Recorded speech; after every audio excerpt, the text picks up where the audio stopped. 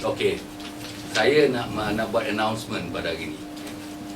Pegawai itu ialah Pegawai Keuangan Negeri Selangor. Nama dia Yang Berhormat Datuk Muhammad Arif Abdul Rahman. Saya nak panjangkan sikit yang ini.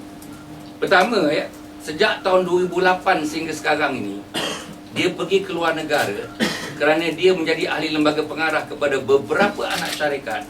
Saya tak tahu, tak pernah diberitahu Exco. Dia ni menganggotai berapa anak syarikat, tak pernah diberitahu.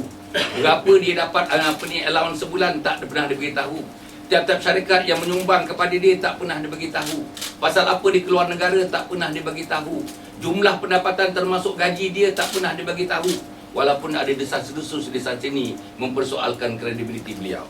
Saya nak menyebut, dalam Dewan saya bagi tahu ada 3 syarikat yang telah memberi dia setiap tahun ni, dikatakan setiap tahun, saya dimaklumkan setiap tahun iaitu Selaman Sdn Bhd, Central Spectrum Sdn Bhd, Kumpulan Darul Ihsan Sdn Bhd, memberi antara 45,000 ke 47,000. Ada yang sebenarnya 48,000 lah, 45 ke 48,000 setiap kali ke luar negara. Untuk apa? Bercuti. Untuk bercuti. Dan saya nak tambah lagi daripada informasi yang diberikan kepada saya, yang terbaru informasi. Ada 3 lagi anak syarikat, PKNAS, Worldwide Holding dan PNSB. Juga dia mendapat peruntukan untuk keluar negara bercuti dalam lingkungan 45,000 ke 48,000. Jumlah 1 tahun, satu orang ni, jumlah 1 tahun pegawai ni, hanya untuk bercuti di luar negeri saja, kerajaan negeri melalui anak-anak syarikat membelanjakan dalam lingkungan 250,000 satu tahun. Imagine, 250,000 for one person. Dan sebahagiannya dia bukan executive chairman pun, non-executive chairman. Sebahagiannya dia duduk sebagai lembaga pengarah, kadang-kadang tak bercakap seperkataan pun. Yang saya tahulah, saya pun hadir bersama-sama dalam berbagai mesyuarat. Dia tak pernah bercakap pun kadang-kadang tu kan. Jadi tak pernah bercakap. Kau bercakap pun tidak memberikan sesuatu yang mendapat memuaskan, pandangan-pandangan yang bernas untuk memajukan syarikat-syarikat tersebut. Imbuhannya pergi main golf di Chiang Mai, pergi main golf di Perth, dan kerajaan bayar, anak syarikat bayar dalam 45,000 ke 50,000. Bukan satu.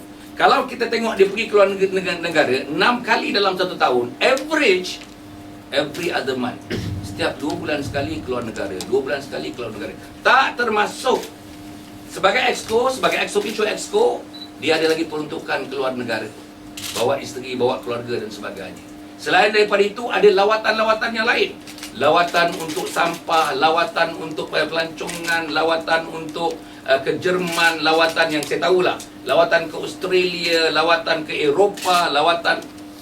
Bayangkan dia, bila dia buat kerja? Saya nak tahu saudara, bila dia buat kerja? Cuba totalkan. Saya nak sebut saudara tadi katakan, I think for this particular person, I think the state need to look into this specifically for this one person. Berapa negeri dah bayar, berapa kerajaan negeri sudah bayar, berapa anak syarikat sudah bayar, berapa syarikat-syarikat utama yang sudah bayar dia bersama dengan gaji bulanan. Ada kaul mengatakan, kaul ni ada orang lah, kaul ni ada kaul mengatakan yang dilaporkan kepada kita, diberitahu kepada kita. Ada orang mengatakan dia dapat dalam 70-80 ribu sebulan. Ada orang mengatakan dia dapat 90 ribu sebulan. Ada orang mengatakan 100 ribu sebulan. Kan you ever imagine? 100 ribu sebulan. Dan saya nak bagi tahu, minta TSN tengok benda ni. Boleh ke pegawai kerajaan menerima imbuhan sebanyak itu? Saya dulu pegawai kerajaan, saya dulu PTD macam dia.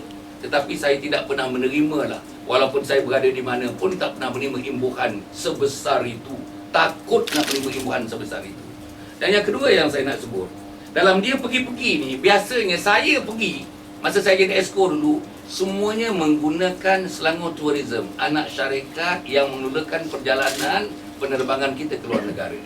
Tetapi manusia ini, satu-satunya manusia ini tidak pernah menggunakan. Saya diberitahu, ini saya diberitahu, saya nak lapik ini, saya diberitahu bahawa dia tidak pernah menggunakan Selangor Tourism, tetapi menggunakan satu company namanya TRID, TRID Travel. Cuba tengok, TRID Travel 1 tahun, yang ini saja dapat 250 ribu. Bayangkan ya, dengan perjalanan-perjalanan yang lain, dengan isterinya, dengan kawan-kawannya, main golf di sana sini dan sebagainya. Berapa untuk dia seorang saja? Dan saya tak tahulah, ada teman-teman kata dia ada sikit suspicion, teman-teman lah, bukan saya. Dia ada suspicion sikit hubungan antara pegawai wang negeri ni dengan orang-orang di TRI-D ni. Kok ada benda-benda yang boleh ditimbulkan. Ini saya minta lah, you bahagian media ni ada investigative component kan. Why don't you investigate? Saya tak boleh investigate lagi dah, saya dah di luar daripada itu kan. Kalau di dalam, memang saya akan beritahu MB, salah satu manusia dalam Pertabanan Negeri Selangor ni yang perlu kepada investigation, namanya Datuk YB, Datuk Muhammad Arif Abdul Rahman. Kemudian saya nak menyebutkan juga ya,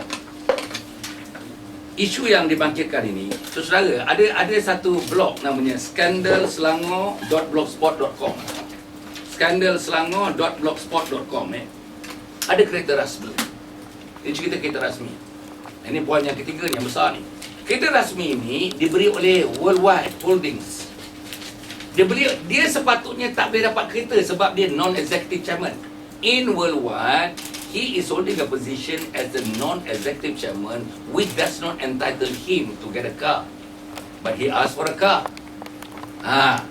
Worldwide Holding nak bagi Camry, dengar cerita dalaman begitulah. Tetapi dia minta untuk mendapatkan Honda Accord. Diberilah Honda Accord, walaupun dia non-executive chairman. Tetapi masalah yang besarnya, Honda Accord ni digunakan oleh isterinya sebagai kereta peribadi. Pergi sekolah bawa, balik sekolah bawa. Boleh tanyakan kepada pengetua sekolah di mana isterinya mengajar. Isterinya pengetua tak salah saya. Boleh tanya kawan-kawan di sana. Datang tak kereta Honda Accord ni hari-hari? Balik, pergi balik, pergi balik, pergi balik.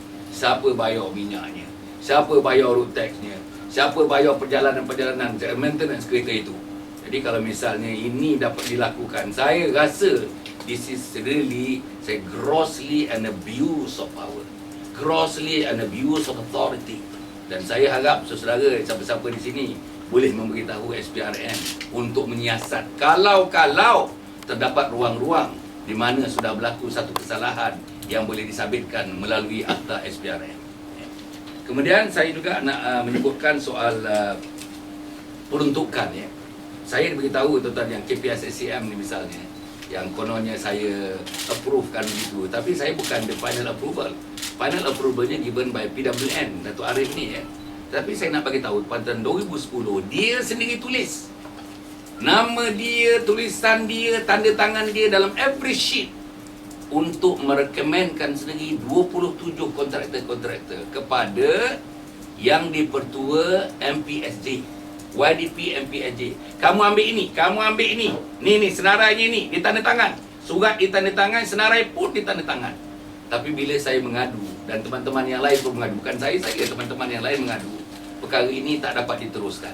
Kerana perkara ini bertentangan dengan spirit yang dikehendaki oleh kerajaan negeri mulai tahun 2008, sebagaimana Azman juga menyebutkan bahawa segala-galanya mestilah atas dasar open tender.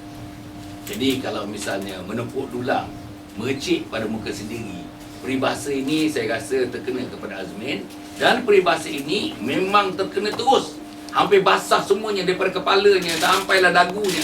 Orang kata air didulang yang percik ke mukanya sendiri, iaitu Datuk Muhammad Arif Abdul Rahman. Jadi saya rasa saya harap tuan-tuan bagi highlight sikit benda ni. Bagi gambar dia sikit, keluarkan gambar dia sikit. Dah ini this is a crime pada saya lah.